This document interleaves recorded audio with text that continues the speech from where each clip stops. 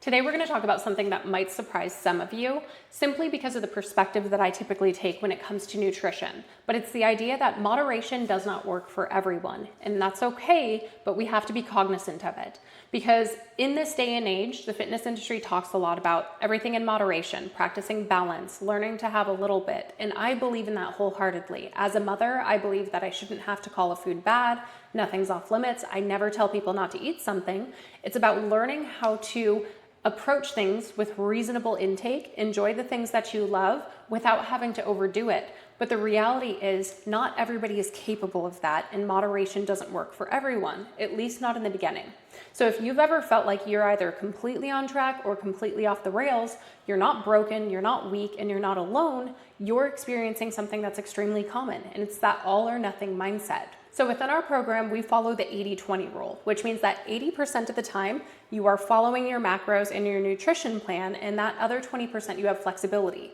Now, 80-20 means 8 out of every 10 days you are on track with your goals, and the other 20%, which is 2 out of every 10 days, you have more flexibility. So what this looks like is on the 80%, you're tracking consistently, you're being honest about your intake, you're eating high protein meals, you're hitting a protein target, you're hitting a fiber goal, and you're staying at or below your calorie goal. So 8 out of every 10 days, you are doing that. Those other 2 days, you have more freedom. Maybe you don't track, maybe you have some cocktails, maybe you have dessert or a high carb meal. You relax a little bit around food, and that's flexibility. And that kind of balance actually allows people to sustain a lifestyle long term. But where a lot of people misunderstand it is they think 80-20, and in their heads, they default to Monday through Friday, I'm good and I hit my goals, and then Saturday and Sunday, I'm completely off the rails. Or even worse, some people will say, well, Monday through Thursday, I'm good, and I'm good up until I get off of work on Friday, and then Friday night through Sunday, I'm completely off the rails. And we have to remember that 80-20 is 8 out of every 10 days. If you are implementing Monday through Friday is good and Saturday and Sunday are off the rails, that's more like 70-30. And then if you throw Friday night in there, that's more like 60-40. So that's where people get stuck. The all or nothing mindset gets people stuck because some people can't have one off-plan meal and move right back into structure.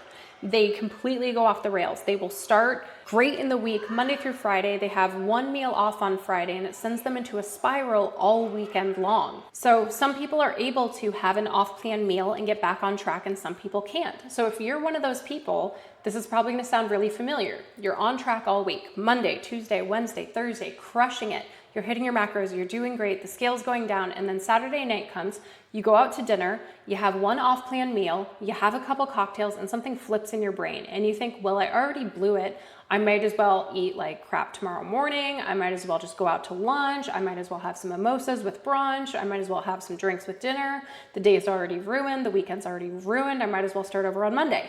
And suddenly, one meal turns into an entire day off tracking, an entire weekend off track, and then by Sunday, you're starting over the next day, and you're thinking, well, I might as well just wait till Monday. And if you operate this way, moderation can be really hard for you at first, and that's why for some people, we cannot implement it. The truth is, some people just need more structure, and lack of structure is what got them to the weight gain in the first place. Some people need more structure before they can earn the flexibility. So think about it like learning to drive. You didn't start on the freeway going 80 miles an hour. You started in a parking lot. You built a skill at a time. You built confidence. Then you gradually earned more freedom. Nutrition works the same way. If one untracked meal causes you to spiral, you might need to tighten the structure temporarily. So instead of a 20% day, you start with one 20% meal and you plan for it. You say, okay, I'm gonna look at my calendar for the month. Here are the nights I want to go out with my friends, and I'm going to plan my 20% days on the calendar. So you have 10 days in a row, you pick 2, those are the days that you have your 20% days. And you make it a meal, not a full day. And it's one meal where you relax a little, then you go back to structure. And if that still causes you to spiral, you might need to try to implement 100% adherence for a period of time. Not forever, but for long enough to actually build the habit of consistency, see the progress, know that it works.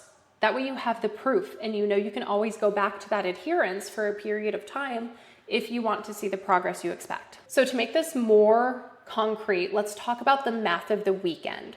So we're going to talk about what happens on the weekend from a actually scientific perspective when it comes down to calories. So say someone is in a 1,700 calorie a day deficit, and based on their maintenance calories, that creates roughly a 400 calorie deficit per day. Over the course of 6 days, that person might create a deficit of 2,400 calories, and that's great progress. But now let's say Saturday night they go out to dinner and they go to a Brazilian steakhouse and it's all you can eat, and they're having appetizers and drinks and high-fat meats and dessert and carbs. It's very easy in an environment like that to eat 2,500 to 3,000 calories in one meal in one evening. And suddenly that entire weekly deficit is gone in one meal. You erased all the work of your deficit the entire week. Let's talk about another real life example of pizza night. Let's say someone is in a 1,700 calorie deficit all week. They're consistent Monday through Friday. Then Saturday night comes, they order pizza. Now, one slice of pizza is typically 250 to 300 calories, and that doesn't sound like much, but pizza is rarely a one slice meal. So if someone eats 3 or 4 slices, they're already at about 1,000 calories. Then you add a couple beers or cocktails or glasses of wine, and each drink is about 150 to 200 calories. So you throw 2 drinks in there, that's another 300 to 400 calories. Now that dinner just became a 1,500 to 1,800 calorie meal in one sitting, and that's before dessert. So you can see how quickly this adds up. Let's talk about alcohol for a minute, because drinks tend to sneak up on people. One margarita, one glass of wine can easily be 250 to 300 calories. You throw 3 margaritas in a night with tacos and Mexican food, now you're at 750 to 900 calories in alcohol alone.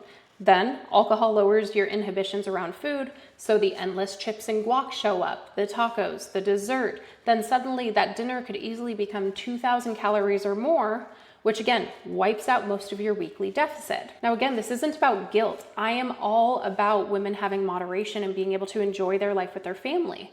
So I want to be clear about that. This is about awareness, because if you don't understand the math, you might feel like you're doing everything right, but your results don't match your effort. And then you start thinking something's wrong with your metabolism, it's your hormones, it's your body, when in reality, the deficit just isn't there consistently enough for you to see the results.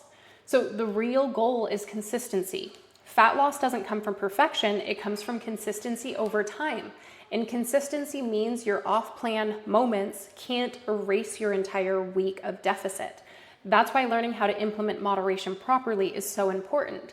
But if moderation causes you to spiral in the beginning, then it's not the best tool for you right now. Then we need to implement structure first, consistency first, and then flexibility. So we have to remember that not everyone starts their journey with the same mindset around food. Some people can naturally practice moderation and view a 20% day as a 20% meal and still be cognizant of hitting their protein goal, their fiber goal, and staying close to their calories, but building their day around it. Others have to build that skill over time. So for example, if I knew on a Friday night I was gonna go out to Italian food and I wanted to have pasta for dinner, I might load up all of my protein early in the day and cut carbs at breakfast and lunch and save them for dinner time. I might, instead of having my calories split throughout 3 meals in the day, 1,000, 1,500 calories for dinner time, and then just have protein for breakfast and lunch. So you have to learn how to earn that food freedom if you tend to have that all or nothing mindset. But the goal is not to restrict yourself forever. The goal is to build habits and discipline that will eventually allow you to live your life with freedom. But freedom only works when it's built on a foundation of consistency. Because if every weekend you erase your progress, then you're stuck in a cycle of starting over every week. And the only way that that cycle turns into structure is by building the habits, building the discipline, building the consistency, seeing the results. And once that foundation is strong, then moderation becomes a tool, not a trap. So if you're finding yourself in this spiral, just know for a period of time you might have to implement a strict routine so that you could earn the flexibility later. But keep sticking to your deficit, keep sticking to your goals, keep hitting your macros, because that consistency over time is what's going to get you to the body changes that you're after. Whether it's more muscle, less body fat, more definition, macros are key. You guys got this.